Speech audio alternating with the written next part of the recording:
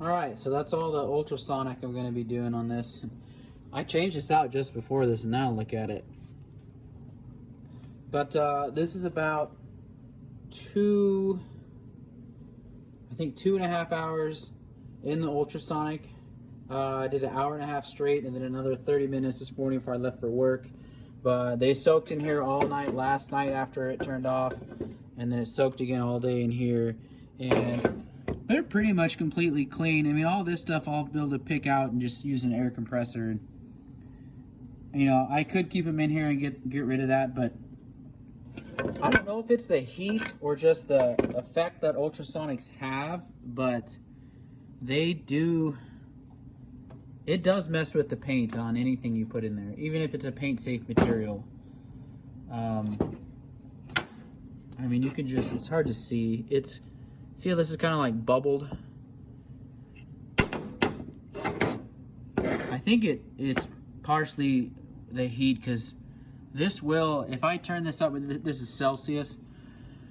I usually like to set it about 50, 55, but I had it set at 55, and just from it being in use, it heated up to about 62 Celsius.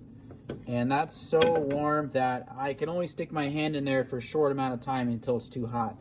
And I think that's what's kind of happens here, which in this situation, I just don't really care, because this saw was already missing, you know, half the paint on the case anyways. And that's just kind of a gimme when it comes to older used saws, that it's already missing a lot of paint on here. So, you know, I'm gonna final clean these up, and it's not gonna make any difference if I would have just completely hand cleaned it. You know, if you're gonna do this on a newer saw, you know, maybe just 30-40 minutes in the ultrasonic, let them soak, and then just hand clean it from there. I actually thought about buying a parts cleaner at one time. The Harbor Freight's got one for pretty cheap, and people like to mod those, and they actually work pretty well. But after I got the ultrasonic, I just didn't really find I needed one after that. So yeah, I'll keep you updated. I'm gonna get these finished clean and report back. All right, got the cases cleaned. Pretty good.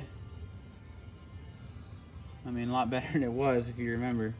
It's about a 9 out of 10 clean. Still got like a little bit in those crevices down in there. I picked away at it, and I used my compressor and sprayed it out of there, and sprayed it with degreaser, and that's good enough. I mean, they are pretty clean.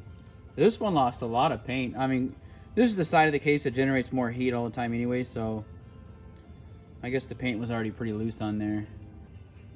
All right, I'll show you guys a little, we'll call it a hack, because that's what people call it these days, right? Oh, I got a hack. I don't really care for that word. That's implying that you're not very good at what you're doing, and you're just hacking stuff away. But, you know, when you got a situation like this, most of the older stuff, probably all of it, some of the new stuff, this paint is a single stage paint. And so literally, if you take away the top layer of that paint, it'll look new again, just like with cars. So a little bit of carb cleaner on a rag. You don't really want to spray it directly on it, because it'll stain that stuff pretty quick. Get a little on a rag. Just go to town. All right, I can tell you right now, that corner is never going to change colors. But, I mean, watch this. Boom. Pretty much new. And I've done that on tons of old saws that didn't have any plastic on them. They're all metal. You know, clean them up first, and then, you know, if you got some stains and stuff, little shot of carb cleaner on a rag, wipe it around. See, that would not have gone away with just soap and water. But you got to be careful. If I do it over these still letters, that paint right there will come right off. The only issue with it is it does, see, look how fresh that looks now. It does leave the paint a little dull. And now if you really want to get picky with what you're doing, you can just buff it back out. Get like a compound polish. Buffing polish is a little bit light. Compound's pretty good. And just put it on your rag, or if you want to get a little sander for your drill, and they buff right back out. Even, I mean, a little bar oil kind of helps too, but that's more temporary. But that's a little tip for you.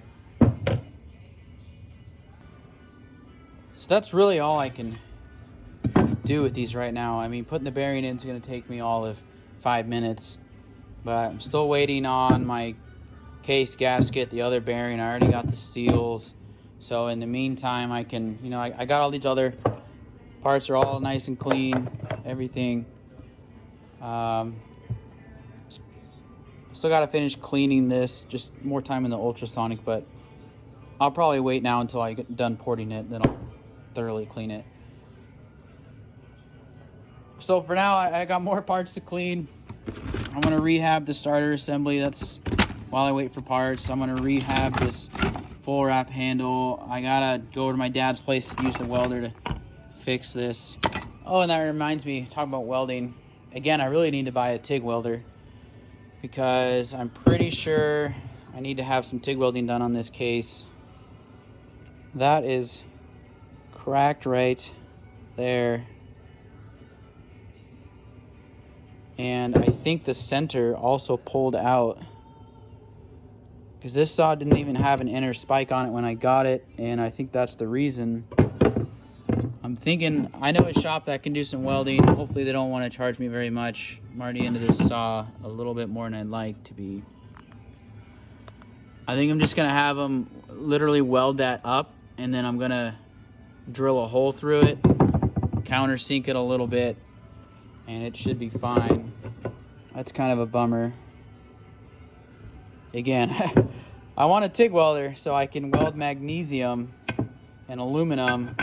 And I've already got a pretty nice, it's a JD2 model tubing bender.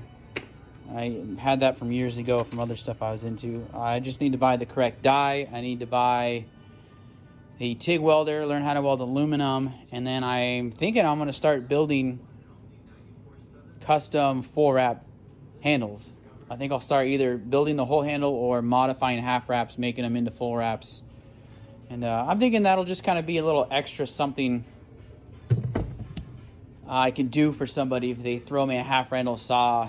I could tell them I'm going to build a full wrap if they want. I think that'll be a cool little extra feature. Anyways, I'm